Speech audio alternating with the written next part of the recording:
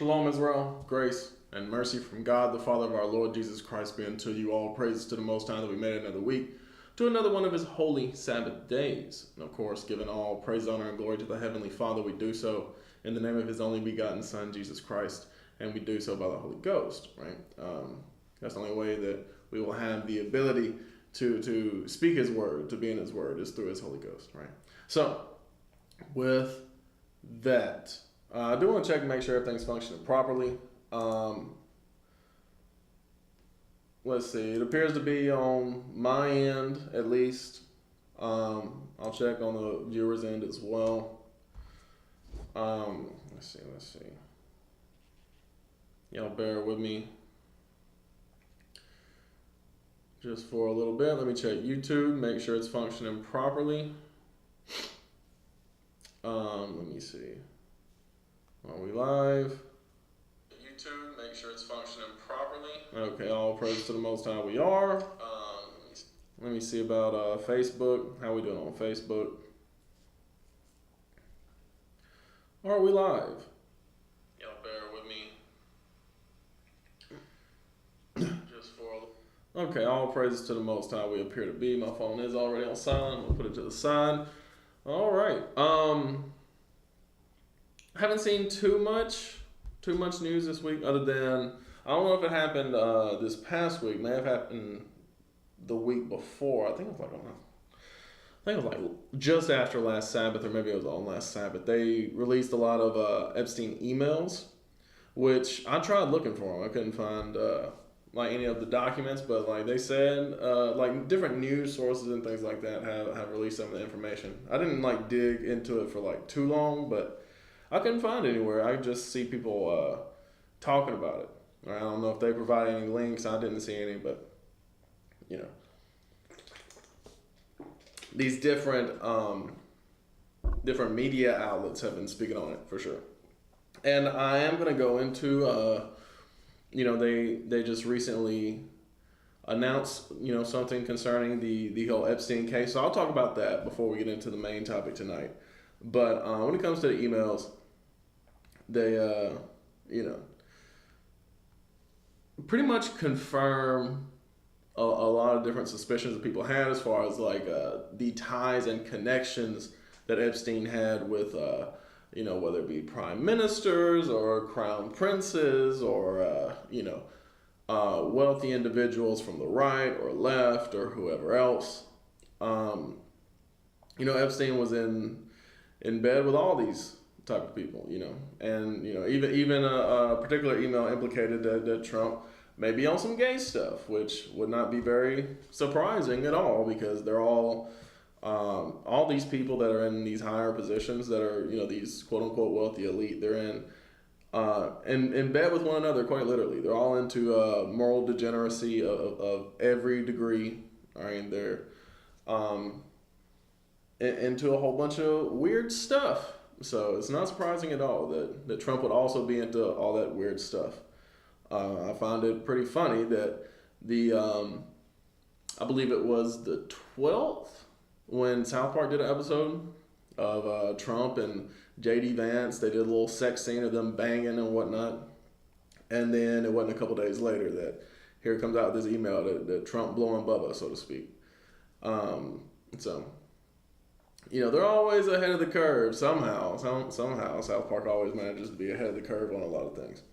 But without any further ado, I'll go ahead and bring this down. We'll get into the first.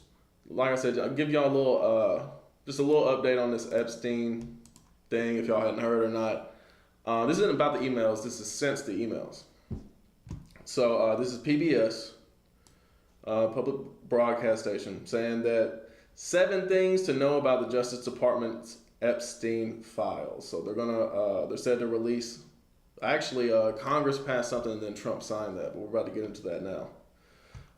The clock is ticking for the U.S. government to open up its files on Jeffrey Epstein after months of rancor and recriminations.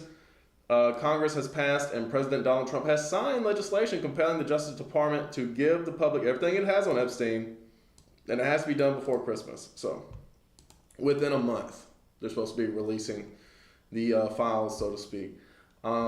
And notice how in here it says, give the public everything it has on Epstein. And this article actually contradicts itself as we go on down. And I'll get into what I mean when we get to those lines. But even that might not be enough for the curious and the conspiracy minded. So, with it being PBS, they got to talk down to people. And, treat people like they're stupid, right? When it comes to this stuff, and they're withholding some stuff as well. While there's sure to be never before seen material in the thousands of pages likely to be released, a lot of Epstein-related records have been or have already been made public, including by Congress and through litigation. A lot of stuff that infers certain things, but not necessarily specifically incriminates people. And don't expect a client list of famous men who cavorted with Epstein. Though such a list has long been rumored, the Justice Department said in July that it doesn't exist. And there may be some people out there that don't really understand how things work, as far as who believe that Jeffrey Epstein literally wrote a list of here's who I'm selling to, here's who I'm selling women to, here's who I'm trafficking children to, this person and this person and this person and this that doesn't make sense at all, right? But what a lot of people have been asking for, what a lot of people who aren't stupid have been asking for is, hey, Justice Department, or hey, FBI, y'all compile a list of all the people that Jeffrey Epstein trafficked people to, right? It's not even Epstein has a list that he, Some people may believe that, some people may not. Maybe they thought, Epstein had literal receipts that he printed out whenever or a receipt book that he printed out or that he wrote down whenever he made transactions or purchases of people. Here's a look at what's expected to be made public, what isn't, and a refresher on how we got to this point. Who is Jeffrey Epstein? Epstein was a millionaire money manager known for socializing with celebrities, politicians, billionaires, and academic elite who was accused of sexually abusing underage girls. If by accused, you mean charged, all right? There's more than an accusation. His relationships with powerful men, including Trump, former President Bill Clinton, and the former British Prince Andrew Mountbatten Windsor, have been the subject of endless fascination and speculation. Neither Trump nor Clinton has been accused of wrongdoing, as in they haven't been charged. They've been accused by victims. They have not been charged with any wrongdoing concerning Epstein specifically. Andrew has denied abusing anyone. It says that Windsor is no longer a prince after the king formally strips him. Police in Palm Beach, Florida began investigating Epstein in 2005 after he was accused of paying a 14-year-old girl for sex. The FBI then joined the investigation, but Epstein made a secret deal with the U.S. attorney in Florida to avoid federal charges, enabling him to plead guilty in 2008 to a relatively minor state-level prostitution charge. He served 13 months in a jail work release program, right? So what would the secret deal be, right? This PBS article acts as if speculation on what the secret deal would be with the U.S. attorney in Florida, right, to get him out of that case, to get him out of that, charge, and his association with these powerful people. Speculation on that is, oh, that's crazy. You're a conspiracy minded. You're it's very funny to see how the media is treating this. It's very telling. Right. In 2019, during Trump's first term, Manhattan federal prosecutors revived the case and charged Epstein with sex trafficking, alleging he sexually abused dozens of girls. He killed himself in jail a month after his arrest. Sure he did. In 2021, a federal jury in Manhattan convicted Epstein's longtime confidant and former girlfriend, Ghislaine Maxwell, of sex trafficking for helping recruit some of his underage victims. She is serving a 20-year prison sentence. That is if Trump does not pardon her, which it looks like he may be getting ready to do. But yeah, apparently, he wasn't doing anything major, but then she got a 20-year prison sentence for some reason. What's in the Justice Department's Epstein files? Records related to the aborted Florida investigation, the Manhattan investigations, and anything else the Justice Department did to examine Epstein's dealings in time in the time in between. They could include notes and reports by FBI agents, transcripts of witness interviews, photographs, videos, and other evidence, Epstein's autopsy report, and some material that may already be public, such as flight logs and travel records. The law, dubbed the Epstein Files Transparency Act, mandates the Justice Department to release all unclassified documents and investigative materials, including files relating to immunity deals and internal communications about whom to charge or investigate. Bring me back. There we go. What isn't authorized for release under the law? Now, this is the part that I really wanted to get to as far as, inform y'all about. Anything containing a victim's personally identifiable information, obviously that's all boilerplate.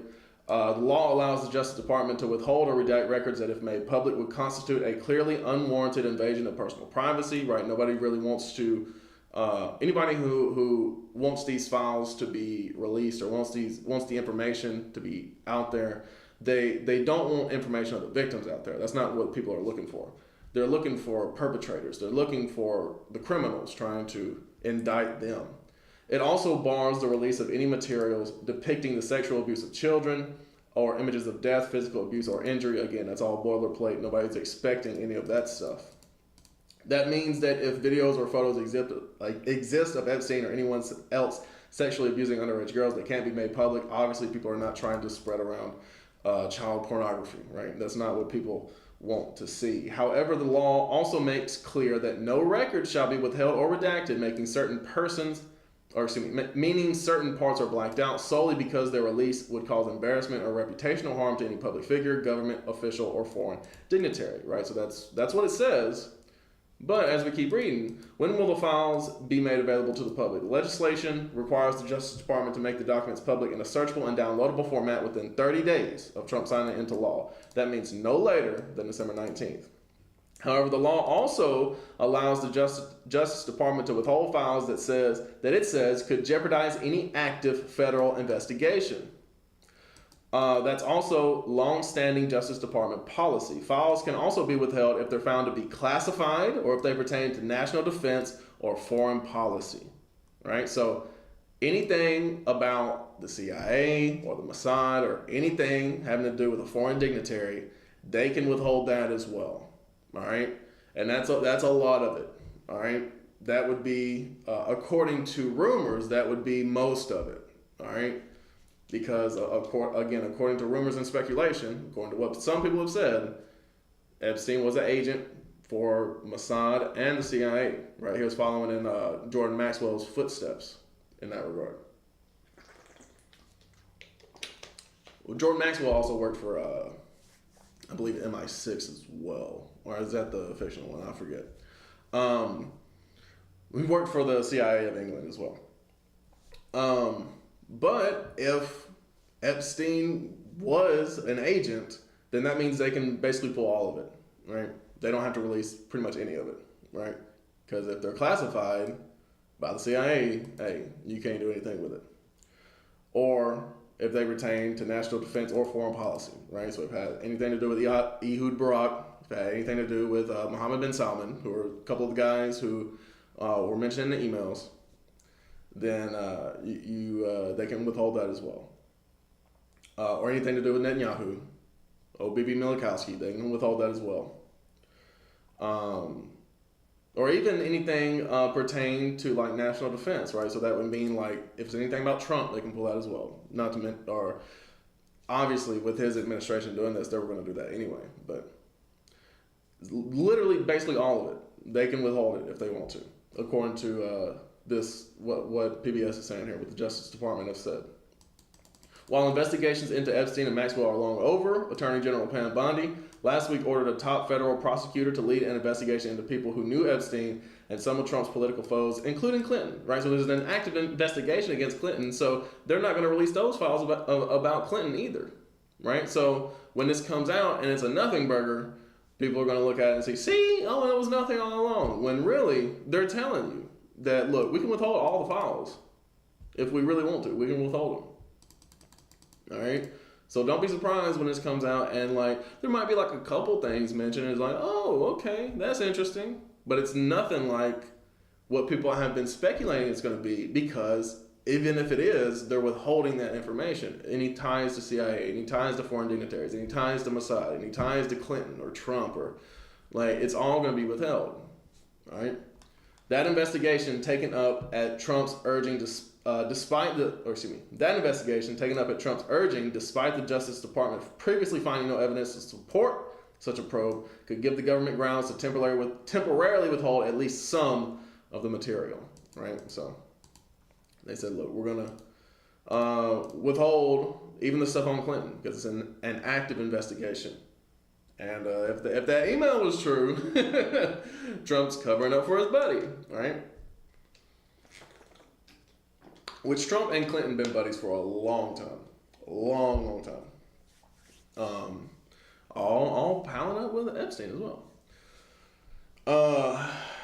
What about the so-called client list? Epstein's so-called client list, a purported collection of his famous associates, has been the white whale of Epstein's sleuths, skeptics, and conspiracy theorists alike. Even Bondi got in on the act, telling Fox News in February that the client list was sitting on my desk right now to review. The only problem, the Justice Department concluded, it doesn't exist, issuing a letter in July saying that its review of Epstein-related records had revealed no incriminating client list, nor was there credible evidence that Epstein had blackmailed prominent individuals as part of his actions, the unsigned memo said, right? So, even though he's chilling around with all these famous people, all these, very wealthy, very powerful people, even though he's hanging around with them, talking with them and bringing them to his place, and he's got cameras of everything, blackmail is just, that's preposterous. That's just preposterous. There's no evidence of anything, and there's no blackmail going on. There's nothing going on. Move along, folks. Nothing to see here. Why are these records being released now? Congress is forcing the government to act after Trump reneged on a campaign promise last year to throw open the files. The Justice Department did release some records earlier this year, almost all of them already public, but suddenly hit the brakes in July after promising a truckload more. And that's the real question. Why did they stop? Right? Because they said they were going to do it, they were acting like they were going to do it, and then they pumped the brakes on it, right? They stopped talking about it and said, hey, we should just move on. Why? That prompted a small bipartisan group of House lawmakers to launch what was initially seen as a long-shot effort to compel their release through legislation. In the meantime, lawmakers started disclosing documents they'd received from Epstein's estate, culminating in a 23,000-page release last week. So they said that they released these, but I don't know who they released them to, and I haven't, to be fair, I haven't scoured the earth for them or anything like that. I just didn't see anywhere they had all been, these emails had all been released. I've seen news organizations talking about it, so maybe they just were released to a private firm that some people have access to, some people don't. But let's continue. As public and political pressure mounted, including some Trump allies, Congress swiftly passed the Epstein Files Transparency Act on Tuesday, and Trump signed it into law on Wednesday. Haven't some of the Epstein files already been made public? Yes, before Congress got involved. Tens of thousands of pages of records were released over the years through civil lawsuits, Epstein and Maxwell's public criminal case dockets, public disclosures, and Freedom of Information Act requests, right? And based on all that information, it infers a lot of things, but it's not necessarily incriminating on a lot of different people, right? So that's what people are really looking for. All the things that specifically incriminate a lot of these powerful people that he was hanging around with.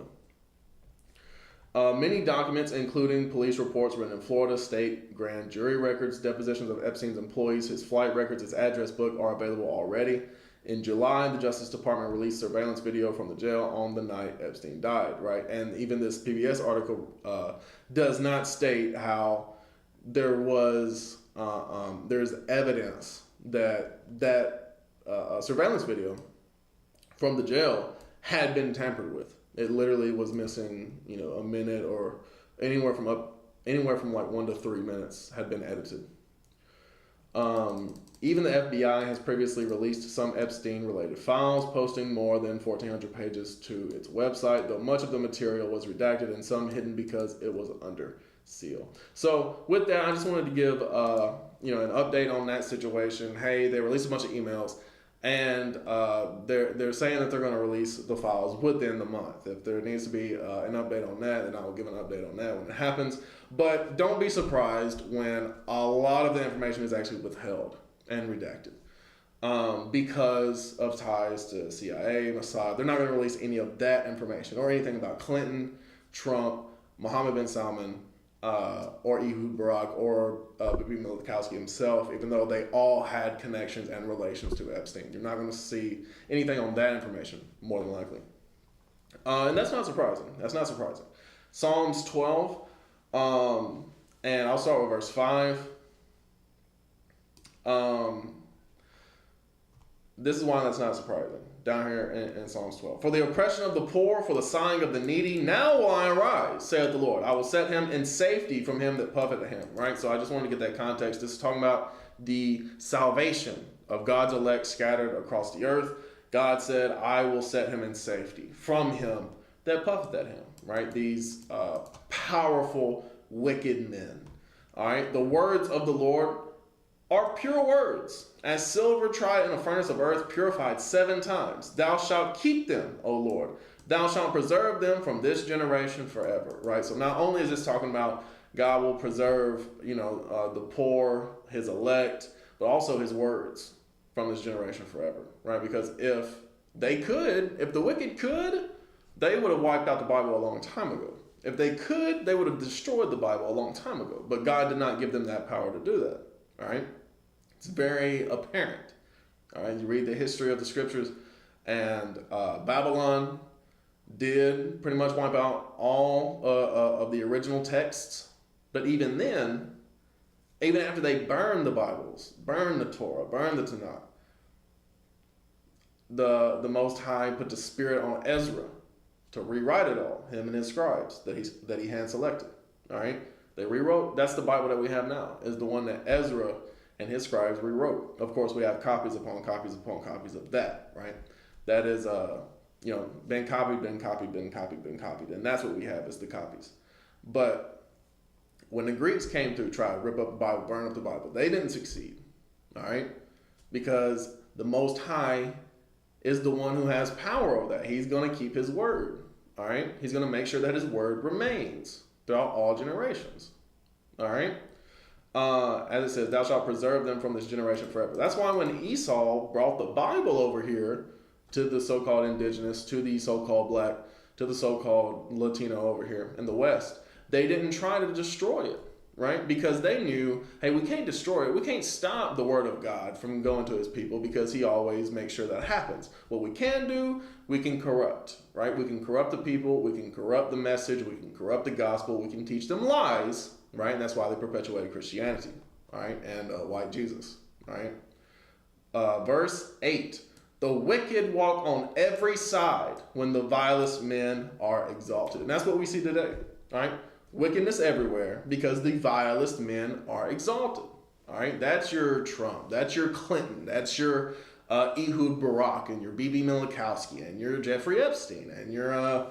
who else? Bill Gates. That's also somebody that was down there. All right.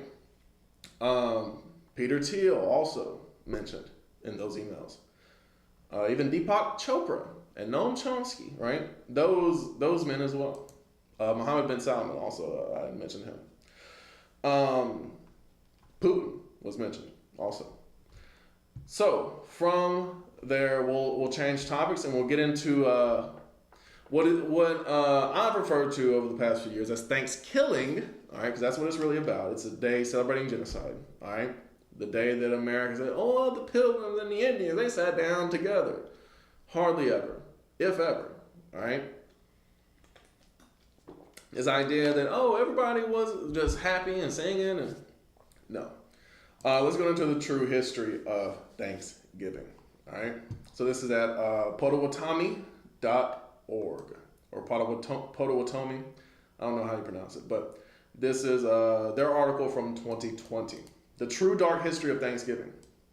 Although many Potawatomi and others across the United States celebrate Thanksgiving, the factual history behind the holiday is something to be less than thankful for. While communing with loved ones and showing appreciation, For the bounties and gifts provided is one positive aspect of the national holiday. Teaching a false narrative of its beginnings perpetuates colonialism and ignores more than 400 years of atrocities committed against Native Americans and First Nations people, right? So they're saying, look, it's all lies. It just disregards the centuries of brutality against Native Americans and chooses to take this one tiny snapshot. And in the world of social media, it puts all the pretty filters on it so that it doesn't look the way it truly did, said Dr. Kelly Mosteller, Citizen Potawatomi Nation's Cultural Heritage Center Director. According to an article published in the New York Times by Maya Salam in 2017, Thanksgiving facts and Thanksgiving myths have blended together for years like so much gravy and mashed potatoes, and separating them is just as complicated. The formation of Thanksgiving as an official U.S. holiday did not begin until November 1863 during the Civil War. President Abraham Lincoln officially established the holiday as a way to improve relations between northern and southern states as well as the U.S. and tribal nations. Just a year prior, a mass execution took place of Dakota tribal members. Corrupt federal agents kept the Dakota Sioux from receiving food and provisions. Finally, at the brink of death from starvation, members of the tribe fought back, resulting in the Dakota War of 1862. In the end, President Lincoln ordered 38 Dakota men to die from hanging, and he felt that Thanksgiving offered an opportunity to bridge the hard feelings among natives and the federal government, right? So even that story right there, obviously you can see how specifically Abraham Lincoln treated the indigenous, the so-called indigenous, what the Bible calls Gadites, and we'll get that here shortly. But I've read articles in the past and I could not find it because Google loves to shift things around, and maybe even they may have even took it down at this point. I don't know, but because everything that I've been reading today is not the same thing that was up. Or it does not talk about the same history that I had read, I don't know, several years ago at this point, where it was many different days of Thanksgiving in American tradition. They would celebrate basically any time the U.S. cavalry won a battle against the so-called Native Americans, right? And they would have a day of Thanksgiving for that. So there were many different days of Thanksgiving, and it was Lincoln who, in 1863, consolidated all the days, right? Where it was like, say it was like 10 or 15 days of Thanksgiving. He said, look, we don't need that many. We can just have the one at the end of November, right? That's what I read in the past. I could not find that article looking for it earlier. So, y'all keep that in mind. If there's something that is very pressing that you want information on, that you want to keep information on, buy a physical hard copy book, or if it's an article online, print it out. All right, because it's getting to the point where I know Google has done this over several years, but here recently, I've noticed it more and more. Google suppressing information, Google changing information, Google taking particular articles and either suppressing them so far that they're like at the back of all search results, or they're just hiding them completely, right? So maybe I need to change browsers. Maybe that's it. Or I'm still into physical hard copy books. All right. If you want information, that's one thing. They're gonna have to come and physically take it away from you, which they may do at some point. But for now, physical hard copy books is the way to go. But anyway, it was propaganda. Dr. Mo Stetler explained the whole origin of the Thanksgiving holiday is propaganda. All right, making you think it was something that it wasn't. It was to try and build this event so that you could have a deeper narrative about community building and coming together in a shared brotherhood and unity. While the Thanksgiving celebrated today may not have complete factual roots, Native Americans, Europeans, and other cultures across the world have held festivals and special meals in gratitude for bountiful harvest and to reflect on the past year, right? So like the Feast of Tabernacles is our bountiful harvest. It's the Feast of Ingathering, it's also called in the scriptures, right? So we did that, and it was in October, right? So keeping that in November would be odd, right? We got a different high holy day in November, which is Hanukkah coming up. But I can talk about Hanukkah next week, all right? Because it ain't until next Sabbath, so I can talk about it then. Maybe we'll talk about it tomorrow. I don't know. But Hanukkah is our November, December holy day that we keep. All right, we don't keep no Thanksgiving. All right, because it's built on lies. It's about genocide. I'm gonna get more into that a little later. All right. And reflect on the past year. Many across Indian country continue these traditions by simply sharing a meal with friends and loved ones without referencing it as a true Thanksgiving. A lot of people don't acknowledge it as Thanksgiving. They say, I'm going to get together with family and it's going to be about sharing the meal, but we're not going to acknowledge the Mayflower and the Pilgrims because it's holding up this false moment of friendship and completely disregards the genocide and the mass land theft and the brutality that all Native peoples experienced, Dr. Milsteller said.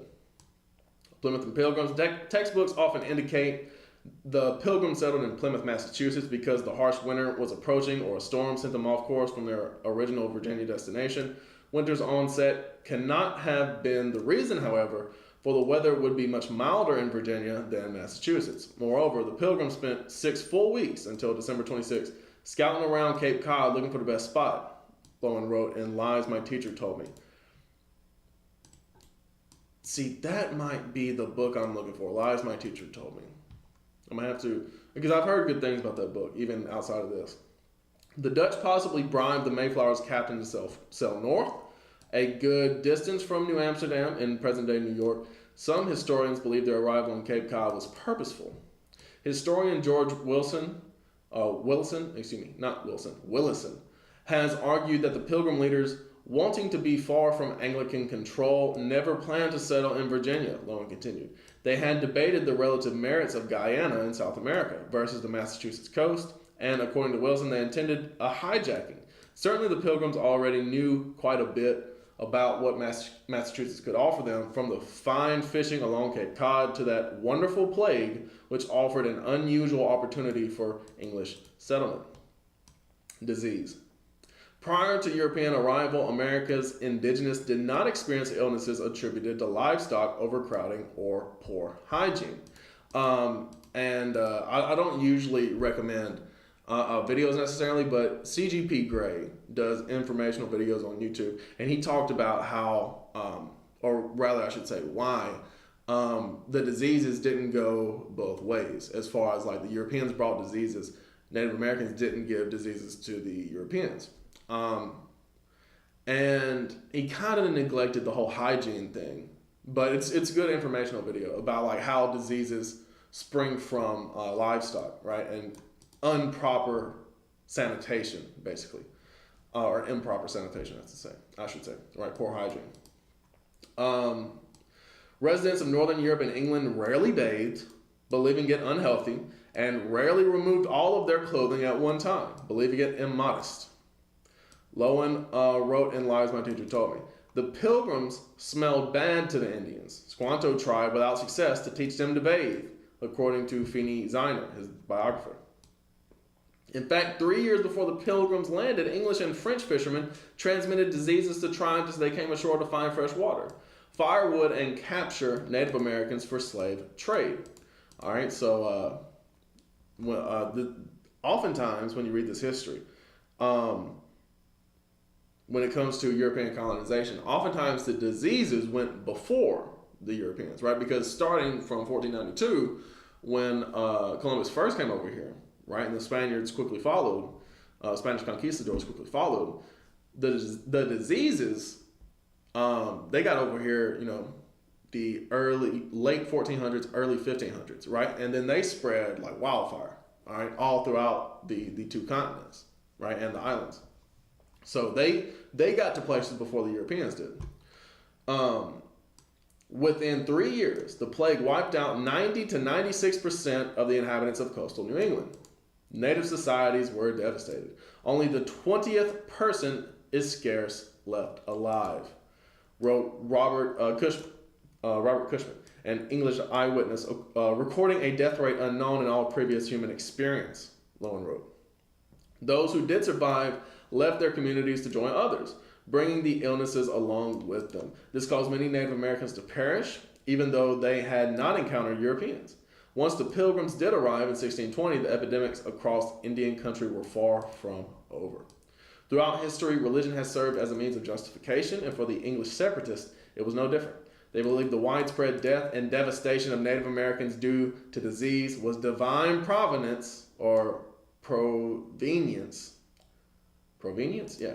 And that God willed them to take over the land. That is an understatement right there. And we're going to get that in the scriptures. They believed the widespread death and devastation of Native Americans due to disease was divine provenience, and that God willed them to take over the land. By the time the native populations of New England had replenished themselves to some degree, it was too late to expel the intruders. If colonists had not been able to occupy lands already cleared by Indian farmers who had vanished, colonization would have proceeded much more slowly. If Indian culture had not been devastated by the physical and psychological assaults it had suffered, colonization might not have proceeded at all, Lowen wrote. All right? So, if it wasn't for the disease, hey, it might not have happened at all. So keep that in mind. So Squanto to Squantum is his real name, and the Wampanoag. The story of Squanto, a member of the Wampanoag tribe, is much less innocent than the narrative that he assisted the Pilgrims with teaching them how to grow crops and take advantage of North America's bounties. It's much less innocent than the narrative. 6 years before the Mayflower arrived in present-day Massachusetts, a slave trader captured Tisquantum and a group of Native Americans. With help from the Catholic Church, Tisquantum escaped and found his way to England, where he learned English. He eventually returned to North America in 1619. While Tisquantum was overseas, New England's indigenous experienced a monumental death rate, with some communities losing nearly every tribal member to the decimating effects of European diseases. All right. Upon returning to North America, North America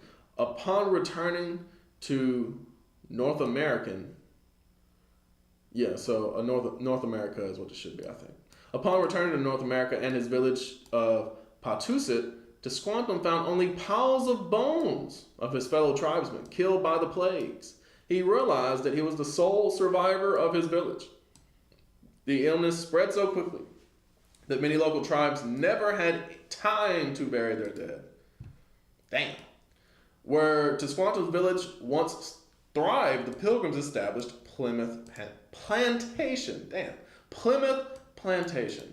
During this time, the Wampanoag lost up to 75% of its people, while a nearby enemy tribe, the Narragansett, did not. Right, so I forgot completely all about the Narragansett, not the Wampanoag.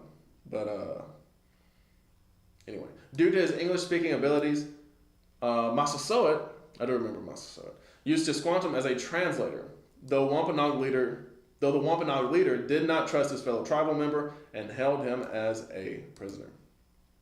Rather than continue a life of servitude to Massasoit, Tisquantum established himself as a key resource to the Pilgrims, teaching them how to survive. All right, so he said, look, I don't like these Europeans, but I like them more than I like you, my own Indian brother, so to speak, my own Native American brother. But they were of different, there was bad blood there, I'll put it like that. They were of different tribes, there was bad blood there. The Wampanoag and the Pilgrims made a treaty that established an understanding that the tribe would look out for the Pilgrims against their enemies and vice versa. Squanto's travels acquainted him with more of the world than any Pilgrim encountered. He had crossed the Atlantic perhaps 6 times, twice as an English captive, and had lived in Maine, Newfoundland, Spain, and England, as well as Massachusetts. All this brings us to Thanksgiving, Lowen wrote in Lives My Teacher Told Me. The Pilgrims celebrated their successful harvest in 1621 by shooting their guns into the air, which caused Massasoit to bring together warriors and prepare for battle. Instead of fighting, the Wampanoag and Pilgrims worked together to prepare a feast. In an article published by Indian Country Today in 2011, Thanksgiving Day is a time of grief for Native Americans. Many natives continue to gather at Coles Hill near Plymouth Rock and remember the losses experienced for the past 400 plus years with the National Day of Mourning. And we're about to read that. I'll read about that here shortly.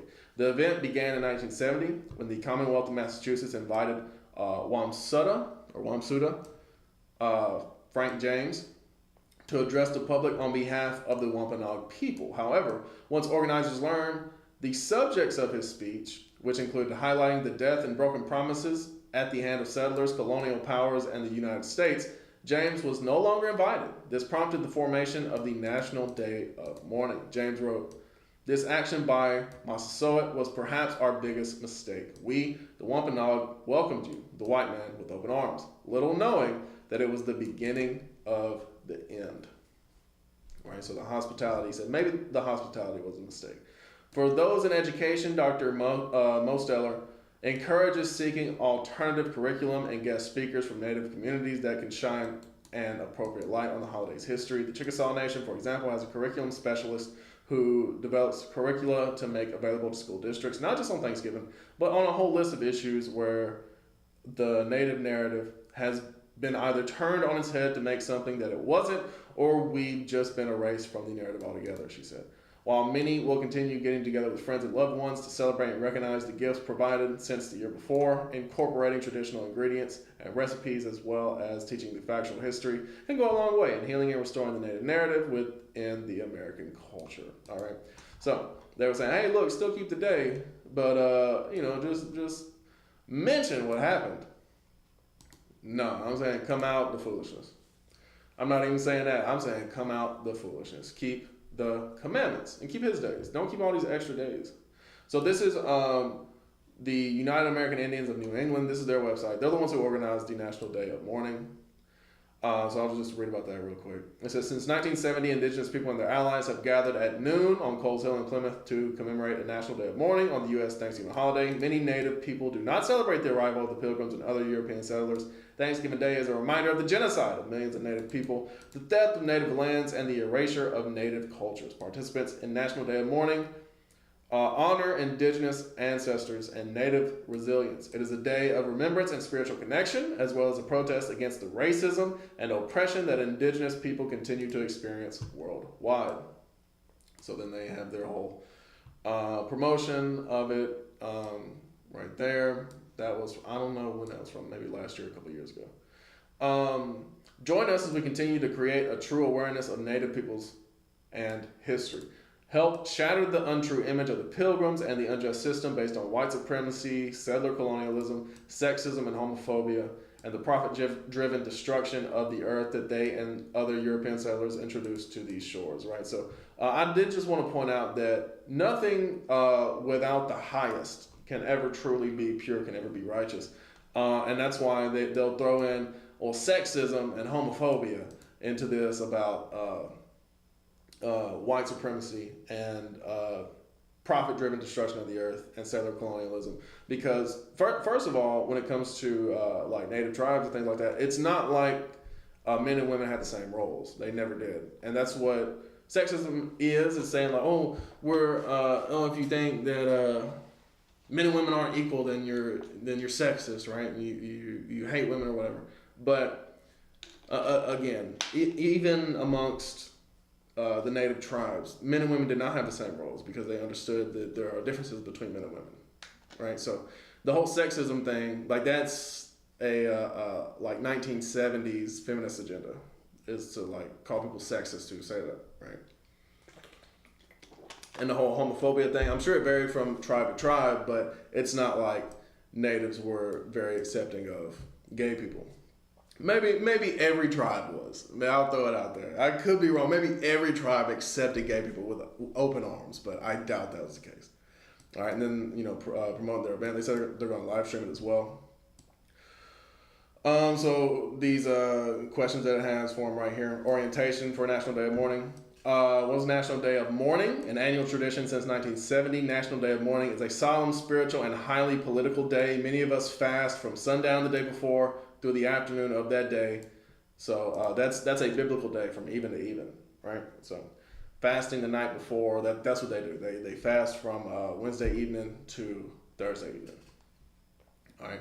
And it says, and have a social after National Day of Mourning so that participants in National Day of Mourning can break their fast, right? And it goes on to say they like hand out box lunches after. We are mourning our ancestors and the genocide of our peoples and the theft of our lands. National Day of Mourning is a day when we mourn but we also feel our strength in action and solidarity. When and where is the day of mourning? Thursday, November 27, 2025, U.S. Thanksgiving Day at Coles Hill, Plymouth, Massachusetts, 12 noon sharp. Coles Hill is the hill above Plymouth Rock in the Plymouth Historic Waterfront area. The rallies and marches will last until approximately 3 p.m. Will there be a march? Yes, there will be a march through the historic district of Plymouth. Plymouth agreed as part of the settlement in October of 98 that the United American Indians of New England may march on National Day of Mourning without the need for a permit as long as we give the town advance notice. Although we very much welcome our non-native supporters to join us, it is a day when only indigenous people speak about our history and the struggles that are taking place throughout the Americas. Speakers are by invitation only. This year's National Day of Mourning will be live streamed from Plymouth, right? So they said, look, hey, non-indigenous people, non-native people, y'all can come, but you ain't getting the mic. Speakers are by invitation only. It said, note that National Day of Mourning is not a powwow or a commercial event, so we ask that people do not sell merchandise or distribute leaflets at the outdoor program. We will have United American Indians of New England t-shirts available for sale following the march, right, but it's not a commercial event. We also ask that you do not eat unless you must do so for medical reasons at the outdoor park. Speak out and march out of respect for the participants who are fasting. Dress for the weather. Right, so they said, look, most people are going to be fasting, so don't eat there. But I do also want to point out, it says there will be box lunches available for distribution after the march, turkey and vegan. So they still getting down on the turkey, right? Which I guess if they are here to speak about the evils of Thanksgiving, it's not exactly the same thing. But like, come on now. You could serve something. You could serve chicken. You know what I mean? But we will not have a full sit-down social, right? And that's, they said, look, we don't support that. They said live stream it. They're going to live stream it. Yeah, so that's pretty much all I wanted to get into is that, you know, they do the National Day of Mourning. I've also heard it called Day of Sorrows. For some reason, I wasn't able to find information on that, except the Google's AI said, well, Day of Sorrows can mean different things for different places. And one of the Day of Sorrows that it did mention was, you know, the National Day of Mourning. I guess that's the official branding for it. But yeah, let's talk about the scriptures. First of all, in Genesis 49, let's talk about Thanksgiving a little bit. The so-called Native Americans, let's talk about the tribe of Gad in Genesis 49.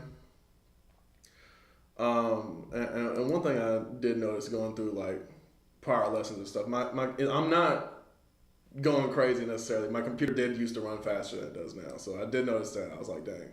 Because I have been saying for a while, it's been getting slower. But anyway, Genesis 49 and verse 19.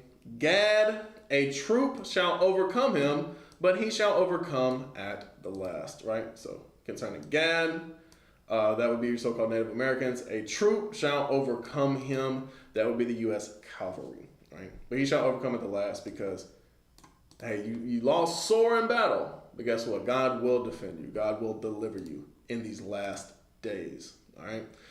Deuteronomy 33, we'll talk about this as well in the book of Deuteronomy chapter 33. So this is the blessing that Moses gave the tribe of Gad close to his death, right? Before he died, he blessed the people. He said, and of Gad, he said, blessed be he that enlargeth Gad. All right. Because it was, I believe it's either 300 or 500 nations. I'm looking at over here in the chart that I got here. I'm not going to like count them out or whatever, but I thought it said it on there, but I guess it doesn't. Not that I can see anyway. But yeah, hundreds of tribes. I will say that at least. Hundreds of tribes, right? He dwelleth as a lion and teareth the arm with the crown of the head, right? Very fierce in battle, right? Dwells a lion. He tear the arm with the crown of the head. He had a blood brother pact when it comes to the tribe of Gad. They had a blood brother pact where they would, you know, cut the arm, shake the hand, you know, where the leaders would do that, where it says with the crown of the head. Also a very prominent crown, a feathered crown, right? Crown of the head. And he provided the first part for himself because there in a portion of the lawgiver was he seated, right? So Gad acted as the Levites, acted as the priests on this side when only the northern kingdom came over, right? That's why you see The Los Lunes, 10 Commandments. When the Gadites first set foot in America, they wrote the laws on the gates, so to speak, as soon as they got here, right? The what's known as a hidden mountain. It's the 10 Commandments are written down in the Paleo Hebrew, all right? And he came with the heads of the people. He executed the justice of the Lord and his judgments with Israel. So I could be mistaken on this, but I'm pretty sure there were only, or I should say, a remnant of the Gadites were the only ones who were still keeping the commandments when the colonizers came through. I could be mistaken, but I'm pretty sure that's the case. Because you had all the tribes keeping some commandments, right? Like a lot of them were still wearing the fringes with the border of blue. But I'm pretty sure it was just the Gadites who were still, or not even all the Gadites, but like some of the Gadites were still keeping most of the commandments. Right? You read about the history with James Adair, the history of the American Indians. Like he studied the people. He tried to figure out who the people was to spy for the British intelligence, or I should say he was British intelligence, and he discovered, these are Israelites and they're keeping the commandments. But what he did say was that each year that passes, they get further and further away from the Most High, right, from God. From there, let's talk about Deuteronomy 28. I mentioned this last week when we mentioned the history of Brazil and the indigenous, right? But I'll go ahead and read this here as well. But let's see, in Deuteronomy 28 verse 15, I'll kind of get to the point. But it shall come to pass, if thou wilt not hearken unto the voice of the Lord thy God, to observe to do all his commandments and his statutes which I command thee this day, that all these curses shall come upon thee and overtake thee. All right? So, jumping down to verse, 21.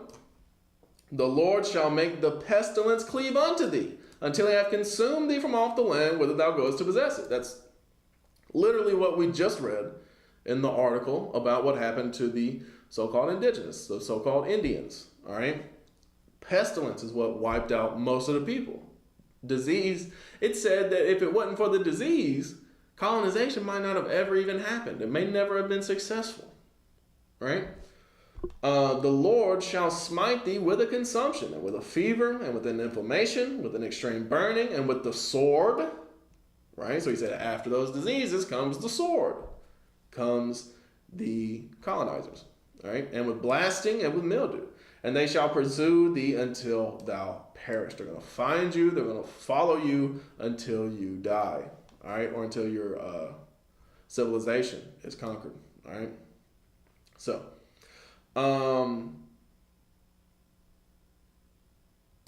I'll read this in verse 25. The Lord shall cause thee to be smitten before thine enemies, right? So you're going to fall in battle. Thou shalt go out one way against them and flee 7 ways before them, and shall be removed into all the kingdoms of the earth, right? We see that with Squanto, right?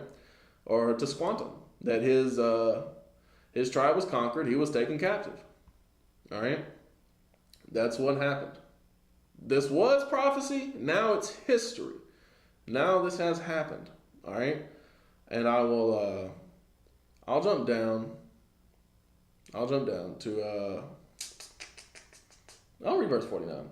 The Lord shall bring a nation against thee from far, from the end of the earth, right? From England, for example, as swift as the eagle flieth. You also had them coming from Holland, from France, right?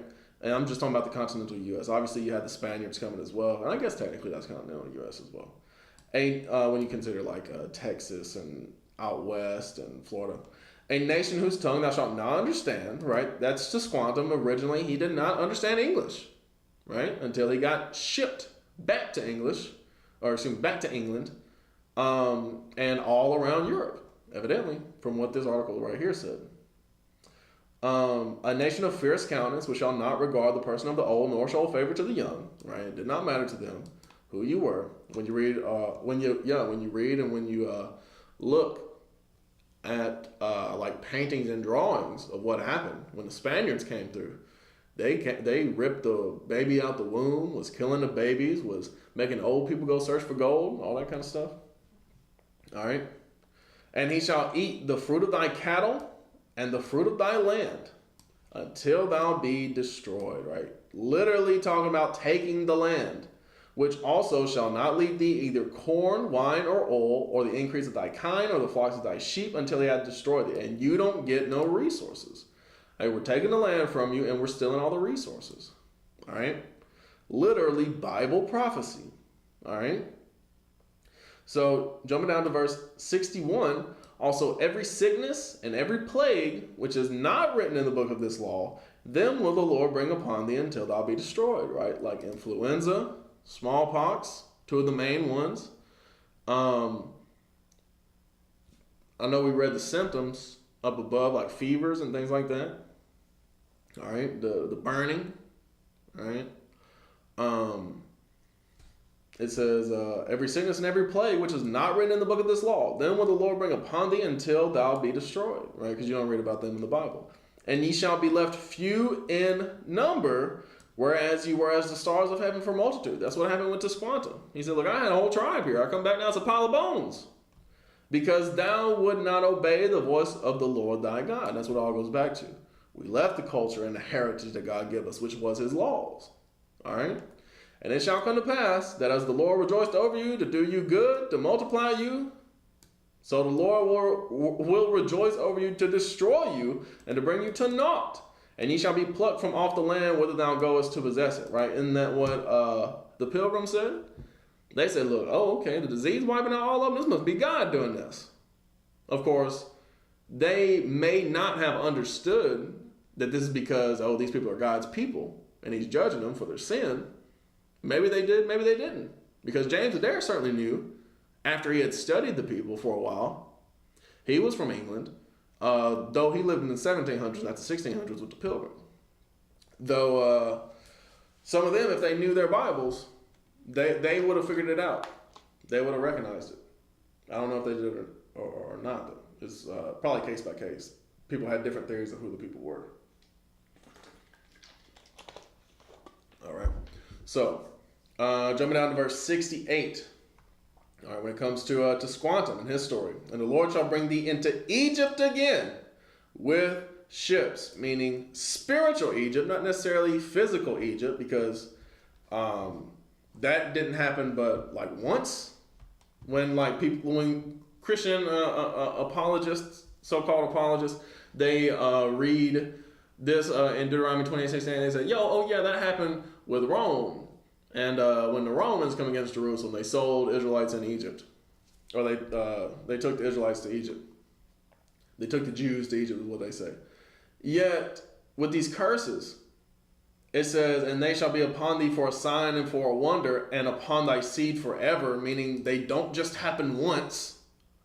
So, saying, oh, but that curse, that only happened one time, and we know when it happened. That's foolishness, all right?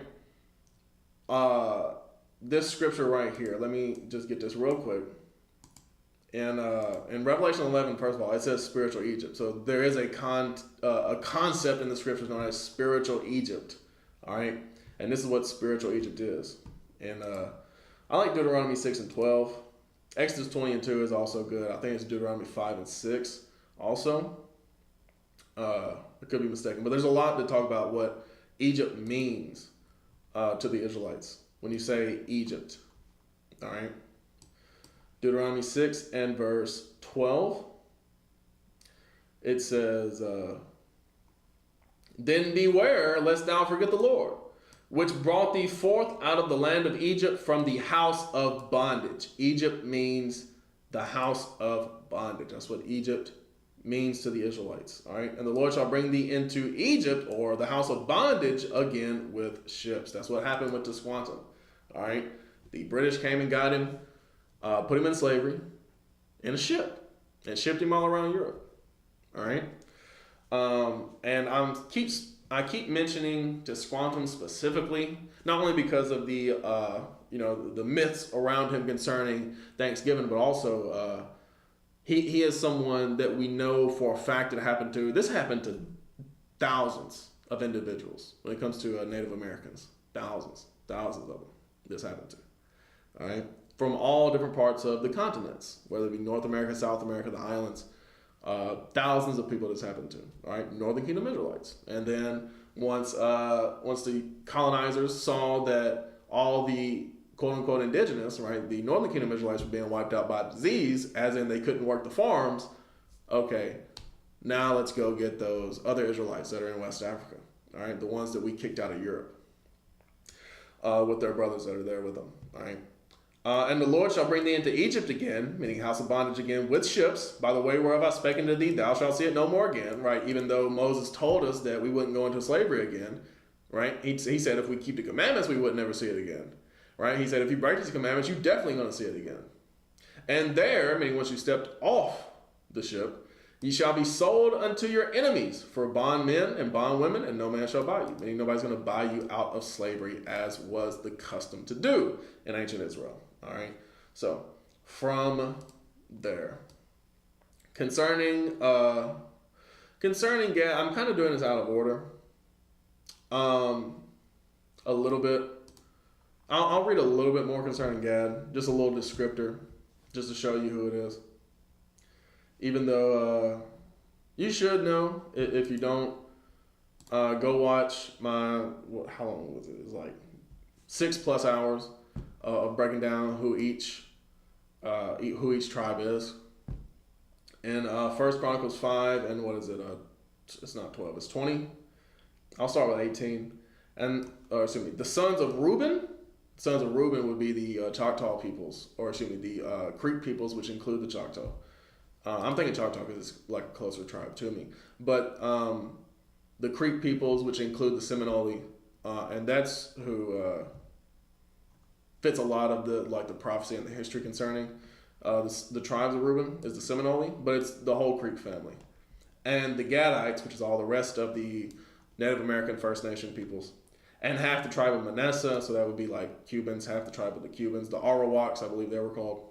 Of valiant men able to bear buckler and sword and to shoot with bow and skillful in war, were 40,700 score that went out to the war, right? So able to bear buckler and sword and shoot with bow, right? They were good warriors. They were skillful in war, right? So that's something about the quote-unquote Native Americans, right? Skillful in war. Let's read 1 Chronicles 12. I believe it's 12 and 8. All right. Let's see. Yeah. So this is specifically about the Gadites. And of the Gadites, there separated themselves unto David into the hold to the wilderness men of might and men of war fit for the battle, as we just read in 1 Chronicles 5, able to shoot with a bow, that could handle shield and buckler, whose faces were like the faces of lions, right? So that's what we read in Deuteronomy 33, right? And they, as far as like the faces of lions, they would paint their face for the battle, right? And were as swift as the roes upon the mountains, right? So much so that oftentimes the U.S. cavalry called them wind walkers because they were so quick moving through, as I said, the mountains. Roes being like deer, right? It's very swift, very quick. So even though they were men fit for the battle, right? Mighty men, mighty warriors, they still fell. They still fell to Esau. Right? He still fell to the U.S. cavalry. And now, people unknowingly or knowingly celebrate that day of when, not that day, but they celebrate a day that the troop was brought down, right? Brought under subjection, right? Under servitude. Isaiah 65 verse 11, but ye are they that forsake the Lord, that forget my holy mountain, that prepare a table for that troop, and that furnish the drink offering unto that number, right? So you're preparing that table.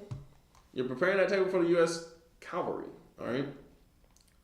Prepare the table for them overcoming Gad, right, which means troop, all right? Verse 12, therefore will I number you to the sword. God said, I don't like that thing that y'all doing that. Y'all trying to celebrate that day. Why y'all celebrating that day instead of one of the days that I ordained? He said, look, I'm gonna number you to the sword. And ye shall all bow down to the slaughter. Because when I called, you did not answer. Right? So if you refuse to hear when God said, hey, come back to my days, forsake these days that are about the celebration of genocide, forget those days. All right? Come back to my days, my holy days. When I spake, ye did not hear, but did evil before mine eyes, and did choose that wherein I delighted not. God never chose Thanksgiving Day. He never told you to celebrate Thanksgiving Day. That's something that President Lincoln ordained in 1863. And as we read from that article, it was all propaganda from the very beginning. All right? Trying to twist something that was morbid into something delightful. All right? Woe to them that call evil good and good evil. All right? Saying that you have people in Christianity saying, look, we ain't got to keep God's days, but then they'll keep Thanksgiving Day, a day that was lies from the beginning. All right? Colossians 2 and 8. Y'all remember this. Y'all remember Colossians 2 and verse 8. All right.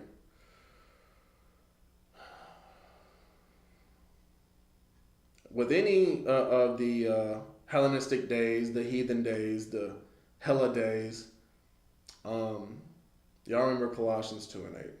All right. Beware lest any man spoil you through philosophy and vain deceit, after the tradition of men, after the rudiments of the world, and not after Christ. Right? So these are traditions of men. If it's not something that Christ celebrated, if you're a Christian, then why are you celebrating it? All right? It's really that simple. Christ celebrated the Passover. First of all, he kept the Sabbath every week, but he celebrated the Passover, the Pentecost, Feast of Tabernacles, Feast of Dedication, which is coming up, Hanukkah.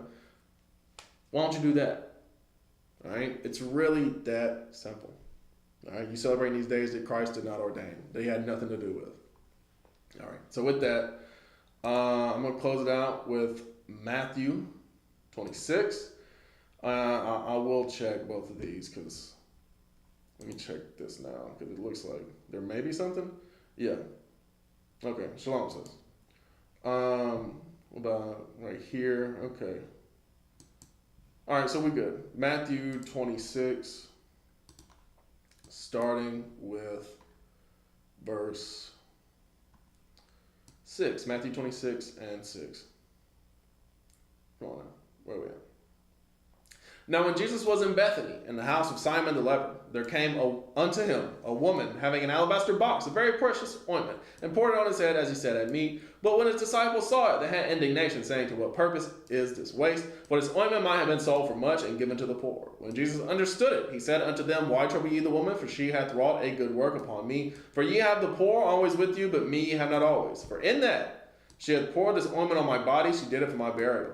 Verily I say unto you, wheresoever this gospel shall be preached in the whole world, there shall also that this woman have done be told for a memorial of her. So with that, I know this gospel goes to people all over the world, right? So we got to keep that memorial that Christ said to do for this Sister Mary here. All right. So with that, hope y'all learned something. I'm going to say shalom, happy Sabbath, and let God be magnified.